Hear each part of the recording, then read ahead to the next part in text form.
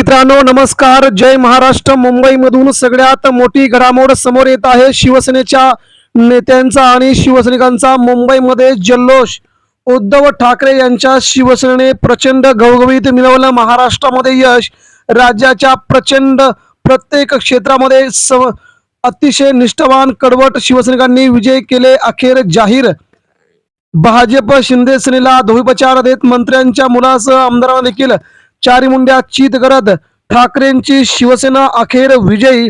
मित्रांनो, राज्याच्या सर्वच क्षेत्रात ठाकरेंचा जलवा कायम। जवळजवळ 50 जिल्हा परिषदा आणि असंख्य पंचायत समिती उद्धव ठाकरेंच्या शिवसेनेनं करून दाखवलं। जाणून घेऊया महत्वाची अपडेट। राज्याच्या राजकारणावरती ठाकरेंचा पगडा पुन्हा एकदा कायम। काय घडले पडद्याच्या पाठीमागे, उद्धव ठाकरेंनी कसा मिळवला विजय? शिवसेना, शिंदे गट आणि भारतीय जनता पार्टी यांनी या निवडणुकांमध्ये करोडो रुपये ओतले।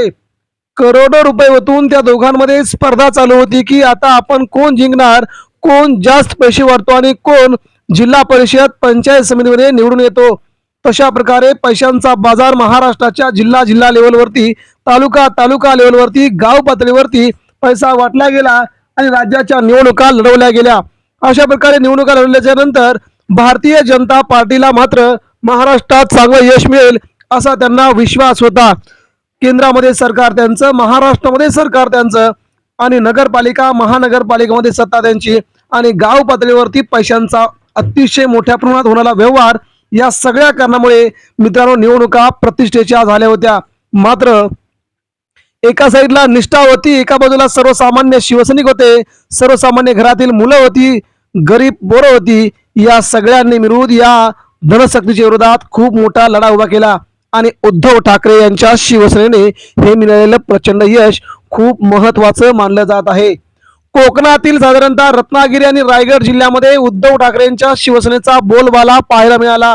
उद्धव ठाकरे यांची एकही सभा न होता या भागामध्ये ठाकरेंचं वर्चस्व सिद्ध झालंय आणि या भागामध्ये उद्धव ठाकरेंनी जिल्हा परिषदा 8, पंचायत समित्या 22 अशा प्रकारे दोन्ही तालुक्यांमध्ये आपलं वर्चस्व कायम सिद्ध केलंय। सिंधुदुर्गमध्ये भाजपला मात्र मोठ्यापैकी बऱ्यापैकी यश मिळालंय। त्यानंतर आपण जर मराठवाड्याकडे गेलो तर मराठवाड्यामध्ये छत्रपती संभाजीनगर, परभणी आणि धाराशिव या जिल्ह्यामध्ये उद्धव ठाकरे यांच्या शिवसेनेने अतिशय प्रचंड चांगली कामगिरी केली आहे। छत्रपती संभाजीनगरमध्ये उद्धव ठाकरेंच्या शिवसेनेकडे 10 ते 15 जिल्हा परिषदा, त्यानंतर पंचायत समित्या 30 ते 40 आणि इकडे परभणीमध्ये 7 पंचायत समित्या, 4 जिल्हा परिषदा, तसेच धाराशिवमध्ये 9 जिल्हा परिषदा आणि 15 पंचायत समित्या अशा प्रकारे उद्धव ठाकरेंच्या शिवसेनेने अतिशय प्रचंड मोठं यश मिळवलंय।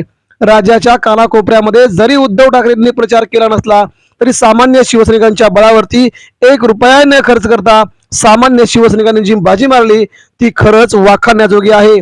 सर्वसामान्य जनतेने देखील त्यांना बऱ्यापैकी न्याय दिला असून ठाकरेंचे सैनिक म्हणून ते आगामी काळामध्ये महाराष्ट्राच्या कानाकोपऱ्यामध्ये उद्धव ठाकरेंचा आवाज बुलंद करतील, हीच राज्याच्या सर्व शिवसैनिकांना प्रेरणा मिळेल। मित्रांनो, हे यश जिल्हा परिषद पंचायत समितीपुरतं मर्यादित नव्हतं तर होऊ घातलेल्या 2029च्या विधानसभा निवडणुकांमध्ये देखील अशा प्रकारचं यश अतिशय मोठ्या प्रमाणात राहील, ही देखील सध्या शक्यता वर्तवली जात आहे। भारतीय जनता पार्टीचा संभाजीनगरमध्ये 0 जागा मिळाल्या। त्यानंतर एकनाथ शिंदेच्या शिवसेनेला देखील विविध तालुक्यांमध्ये 0 जागा मिळाल्या। सगळं जवळ असताना, सत्ता असताना देखील अशा प्रकारच्या जागा मिळणं म्हणजे ही बदलाची नांदी आहे। आगामी काळामध्ये महाराष्ट्रामध्ये, देशामध्ये बदल निश्चित केला जाईल, ही या घडीची सगळ्यात मोठी बाब आपल्याला लक्षात ठेवावी लागेल। इथून पुढे उद्धव ठाकरे, राज ठाकरे दोघांनी जर महाराष्ट्र दौरा केला तर मात्र यश बऱ्यापैकी येईल आणि अशा प्रकारच्या यशाला जनता देखील जवळ करेल। म्हणून यावरती प्रतिक्रिया द्या।